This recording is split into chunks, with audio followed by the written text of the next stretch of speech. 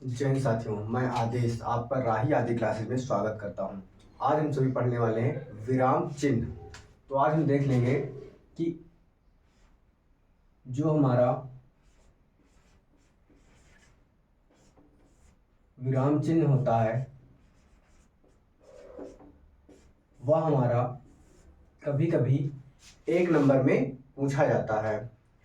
4 विराम चिन्ह दे देंगे, उसमें से पूछ लेगा कौन सा है, यानी अल्प विराम अगर पूछ लिया कि इनमें से अल्प विराम का चिन्ह कौन सा है, दे देगा 4 ऑप्शन। 4 ऑप्शन में से हमें एक पर टिक करना होगा।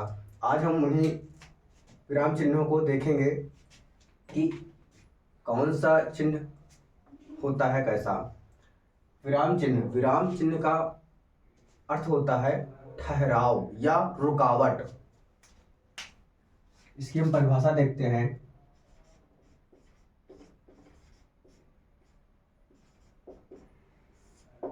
परिभाषा में कि विराम का अर्थ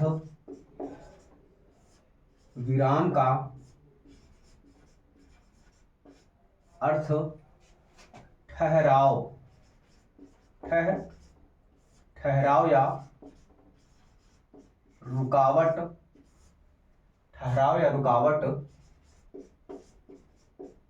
होता है। ठहराव या रुकावट होता है जब व्यक्ति अपने मन के भावों को व्यक्त करने के लिए किसी जगह पर रुकता है, तो वही हमारा ठहराव या रुकावट कहलाता है। व्यक्ति अपने मन के भावों व्यक्ति अपने मन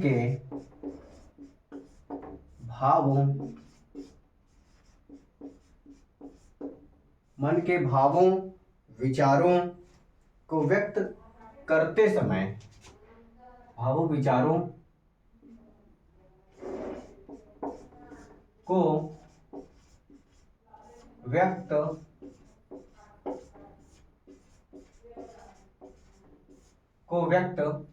करते समय जब कभी कभी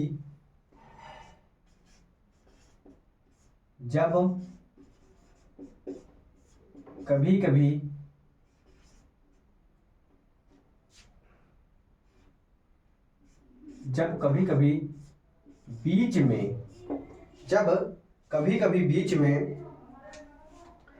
में रुकता है, यानी अपनी बात को खत्म करने के लिए बीच बीच में थोड़ा थोड़ा रुकावट जहां पर रुकता है, तो वह हमारा विराम चिन्ह कहलाता है। बीच बीच में रुकता है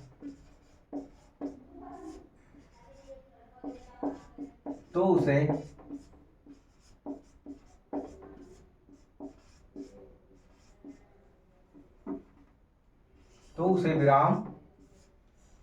उसे विराम या ठहराव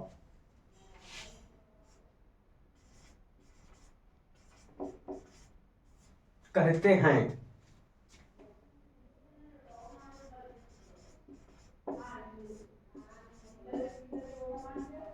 विराम या ठहराव कहते हैं। अब हम देख लेंगे कि इधर हम कितने होते हैं, नाम लिखेंगे और उसका चिन्ह जो भी होता है वह हम लिखकर आपको बताने वाले हैं। आप सभी उस चिन्हों को याद कर लीजिएगा या उसको मन में ध्यान में बैठा लीजिएगा, ताकि जब किसी पेपर में 1 नंबर का पूछा जाए तो आप उसे हल कर सकें। तो पहला लिखते हैं अल्प विराम।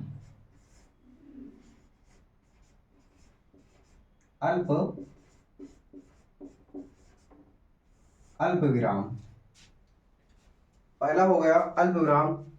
इसका जो चिन्ह होगा अभी हम लिखेंगे। इसके बाद दूसरा देखते हैं कि दूसरा क्या होता है, अर्ध विराम।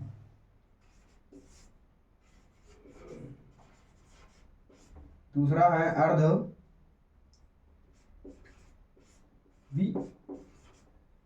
अर्ध विराम।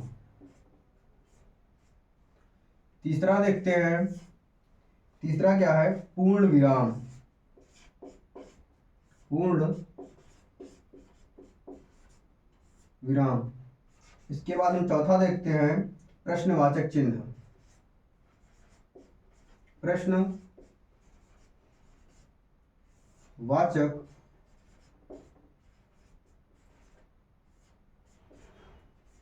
चिन्ह।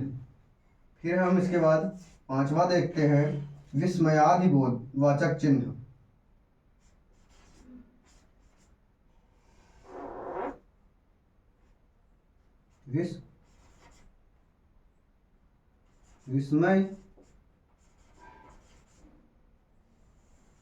विस्मयवाचक चिन्ह। ये हम अभी 5 देखे हुए हैं। अब पांचों को देख लेते हैं किसका क्या निशान होता है। अल्प विराम जो होता है, वह अल्प विराम का जो निशान होता है वो इस प्रकार से होता है। फिर क्या है, अर्ध विराम। अर्ध विराम का निशान यानी चिन्ह इस प्रकार से होता है। फिर क्या है, पूर्ण विराम। पूर्ण विराम का चिन्ह इस प्रकार होता है। उसके बाद है प्रश्नवाचक चिन्ह। ये होता है हमारा प्रश्नवाचक चिन्ह का निशान। अगला क्या है, विस्मयवाचक चिन्ह। विस्मयवाचक चिन्ह जो होता है वह होता है इस प्रकार से, यानी एक लाइनिंग उसके नीचे बिंदी, तो वह हमारा विस्मयवाचक चिन्ह होता है। ये हमारे हो गए 5। अगला देखते हैं हम यहाँ पर, छठा निर्देशक चिन्ह।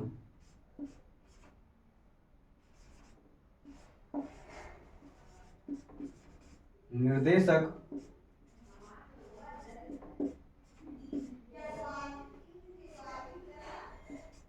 चिन्ह।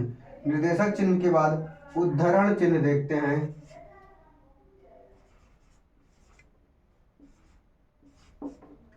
उद्धरण या इसी को बोलते हैं, उद्धरण या इसी को बोलेंगे अवतरण।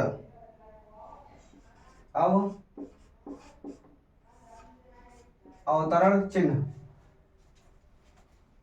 आठवां हम देखेंगे कि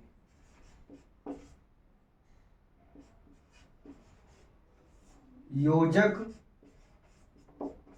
चिन्ह। योजक चिन्ह किस प्रकार से होगा वो देख लेंगे। उसके बाद हम देखेंगे विवरण चिन्ह। कौन सा नवा होता है, विवरण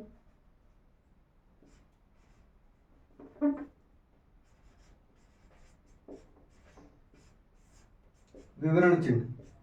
फिर हम देखते हैं दशा कि दसवां क्या होता है,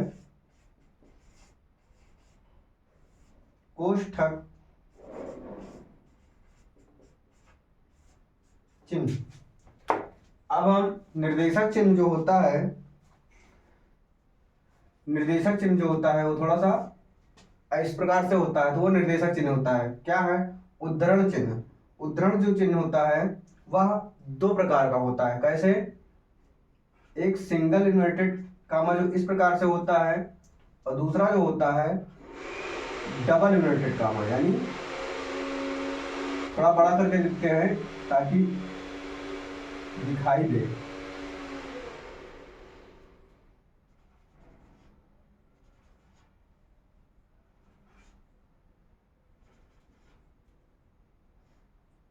जो ये इस प्रकार से होता है वह हमारा उद्धरण चिन्ह या अवतरण चिन्ह होता है। उद्धरण चिन्ह का प्रयोग कहाँ पर होता है कि जब किसी व्यक्ति के द्वारा कहे हुए जो वाक्य होंगे हम उसको ज्यों का त्यों लिखते हैं।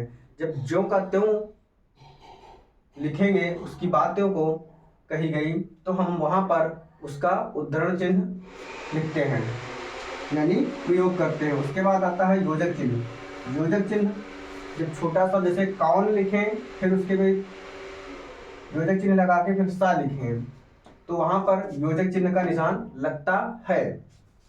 फिर आता है विवरण चिन्ह। विवरण चिन्ह का निशान इस प्रकार से होता है, विवरण चिन्ह। फिर आता है कोष्ठक। कोष्ठक में इस प्रकार से होता है, एक हमारा इस प्रकार से कोष्ठक होता है, एक हमारा इस प्रकार से कोष्ठक होता है। अब तक हमने 10 चिन्हों को देख लिया है। इसमें जैसे मान लो कि ऑप्शन में दे दिया कि योजक चिन्ह का निशान या चिन्ह कौन सा है। आपको एक तो ये हो जाएगा योजक चिन्ह, दूसरा आपको निर्देशक भी दे सकता है, फिर विवरण भी दे सकता है, या एक ऑप्शन और ले लेगा कोई भी। अगर निर्देशक और योजक में आपको ध्यान ये देना होगा कि योजक जो होता है वो थोड़ा छोटा होता है और निर्देशक जो होता है वो हमारा थोड़ा बड़ा होता है। तो वहां पर हमें पहचानना होगा और उन 4 विकल्पों में से हमें छांटना होगा कि कौन सा योजक चिन्ह है। इसी तरह से इनमें से अभी तो 10 हुए हैं, आगे और देख लेते हैं। तो जो भी होंगे वहां से आपको 1 नंबर में पूछ लिया जाएगा।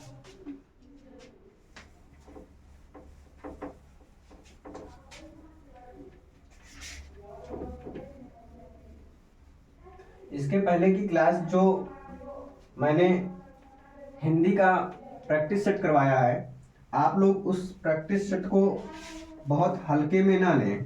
क्यों? क्योंकि अब वीडियो का एग्जाम जून में होना शायद तय हुआ है, तो वहाँ भी आपको हिंदी का अगर प्रैक्टिस सेट चालू करते हैं तो वहाँ भी आपको काम आएगा। और यूपी टेट का जब पेपर अगर आता है नोटिफिकेशन, तो जब यूपी टेट का पेपर देंगे या कोई भी जहाँ पर भी हिंदी पूछी जाती है, वहाँ के लिए जो 30 या 35 क्वेश्चन का प्रैक्टिस सेट था उसको आप हल करेंगे तो आपको भी एक आइडिया लग जाएगा कि हाँ पेपर कैसे पूछा जाता है, तो आप उसे भी देखा करें। इसके बाद हमने 10 तक देख लिया था कोष्ठक का। इसके आगे देखते हैं हम 11 नंबर का कि लाघव चिन्ह कौन सा होता है।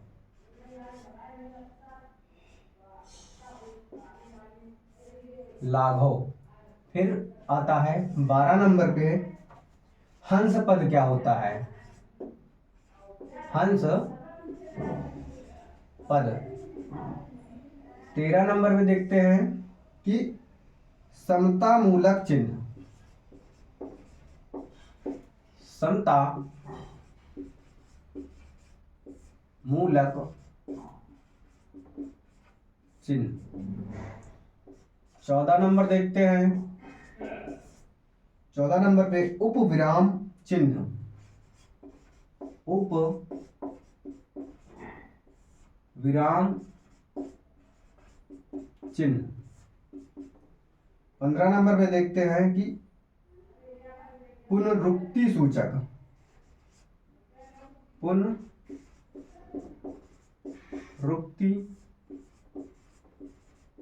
सूचक। ये हमारे 15 हो गए। तो लाघव चिन्ह का जो निशान होता है वह हमें ऐसे मिलता है, जैसे डॉक्टर लिखना हो या प्रोफेसर लिखना हो तो वहां पे हम प्रो लिख के जब बिंदी लगाते हैं तो वो हमारा लाघव चिन्ह होता है। हंस पद क्या होता है कि हंस पद इस प्रकार से होता है, जब हम कोई सेंटेंस लिखते हैं और कोई अक्षर को लिखना भूल जाते हैं या कोई शब्द को लिखना भूल जाते हैं, तब वहां पर हम लाघव का निशान लगाते हैं और उस अक्षर को वहां पे यानी उस अक्षर या शब्द को वहां पर हम लिख देते हैं, तो वहां हमारा लाघव होता है। समता मूलक चिन्ह जो होता है, समता मूलक चिन्ह इस प्रकार से होता है जिसे हम बराबर का निशान भी कहते हैं, वह हमारा समता मूलक चिन्ह होता है। उसके बाद आता है उपविराम। ये हमारा दिखाई दे रहा होगा, ये हमारा इस तरीके का जब निशान होता है तो वो हमारा उपविराम का निशान होता है, यानी उपविराम का चिन्ह होता है। फिर है पुनरुक्ति सूचक। केवल जब ऐसे लिखा हो तो वह हमारा पुनरुक्ति सूचक होता है। अगला देखते हैं हम 16 नंबर पे कि लोप चिन्ह। कौन सा? लोप चिन्ह। 17 नंबर पे देखेंगे दीर्घ उच्चारण चिन्ह। दीर्घ उच्चारण चिन्ह। 18वें नंबर पे देखेंगे हम कि समाप्ति सूचक।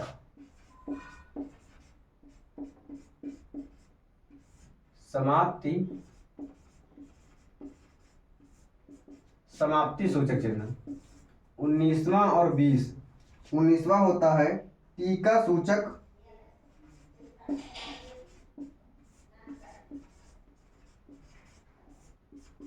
और 20वां होता है पाद बिंदु। 20वां है पाद बिंदु।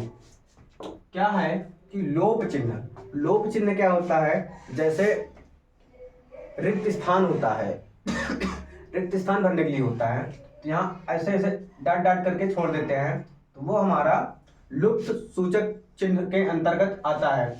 दीर्घ उच्चारण चिन्ह, जैसे हम जब छंद पढ़ते हैं या वर्णमाला में ही पढ़ते हैं तो पाई बताई जाती है लघु मात्रक और दीर्घ मात्रक। तो जब दीर्घ मात्रक चिन्ह होता है वह हमारा इस प्रकार से होता है कि ये दीर्घ है, हो सकता है दिखाई ना दे रहा हो, ये हमारा दीर्घ का हो गया। फिर आता है समाप्ति सूचक। समाप्ति सूचक में जैसे आप इसे तब देखेंगे जब कोई बुक हो और बुक जब समाप्त होती है तो लास्ट का पेज जो होता है, तो जब लास्ट का पेज होता है वहां पर इस प्रकार से निशान बनाया जाता है कि यानी उस बुक को जितने भी चैप्टर थे, जितना भी था, सब समाप्त हो गया है, यानी बुक यहाँ तक पढ़ ली गई है, बुक समाप्त हो चुकी है। तो यहाँ पर समाप्ति सूचक चिन्ह इस प्रकार से होता है। फिर आता है टीका सूचक। टीका सूचक में जैसे हम हैज बना दें या प्लस बना दें, यानी जैसे हम पॉइंट वाइज लिखते हैं, पॉइंट पॉइंट करके कि ये अगला पॉइंट है, ये अगला पॉइंट है, अगला पॉइंट, जब हम किसी चीज को लिखते हैं तो वो हमारा टीका सूचक होता है। या फिर हम इसी जगह पे स्टार भी बना सकते हैं, तो वह हमारा टीका सूचक होता है। लास्ट में आता है पाद बिंदु। जो भाग के जैसा निशान होता है वह हमारा पाद बिंदु होता है। तो आज हमने क्या पढ़ा कि विराम चिन्ह कौन कौन से होते हैं। तो इस विराम चिन्हों को कामता प्रसाद गुरु के अनुसार 20 इस चिन्हों को बताया गया है। किसके अनुसार? कामता प्रसाद गुरु के अनुसार। इन 20 चिन्हों को मैंने थोड़ा कम समय में देने का प्रयास किया है। तो आप सभी इन विराम चिन्हों को, जो जिस चीज के चिन्ह या निशान हैं, आप उसको मन में ध्यान में बैठा लीजिए।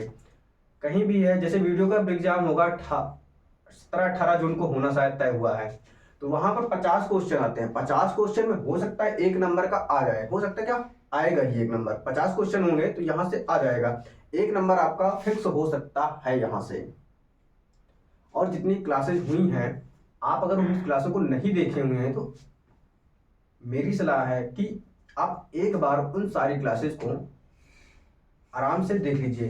टाइम कम हो तो आप उन सभी क्लासेस को स्पीड के माध्यम से, यानी नॉर्मल स्पीड से, उसे जितने पे आपको आवाज़ समझ में आए कि हाँ हम इतनी स्पीड में समझ सकते हैं, उस स्पीड में आप सारी क्लासेस को देख डालिए। यकीनन मानिए, आपको सारी क्लासेस देखने के बाद जब आप कभी पेपर देंगे कोई भी, अगर क्लास अच्छे से देखी है तो यकीन मानिए आपको प्रॉफिट ही नजर आएगा कि हाँ अच्छा ही पढ़ाया गया। हाँ, ये बात अलग है कि यहाँ पर भीड़ नहीं है। ये शुरू चैनल की शुरुआत हो रही है, यहाँ पर भीड़ तो नहीं है, पर ये यकीनन कि जो आपको मटेरियल दिया जा रहा है आप खुद कंपेरिजन कर सकते हैं कहीं ना कहीं से, या कोई प्रैक्टिस उठा लीजिए, वहाँ से आप हल कीजिए जितना मैंने पढ़ाया है।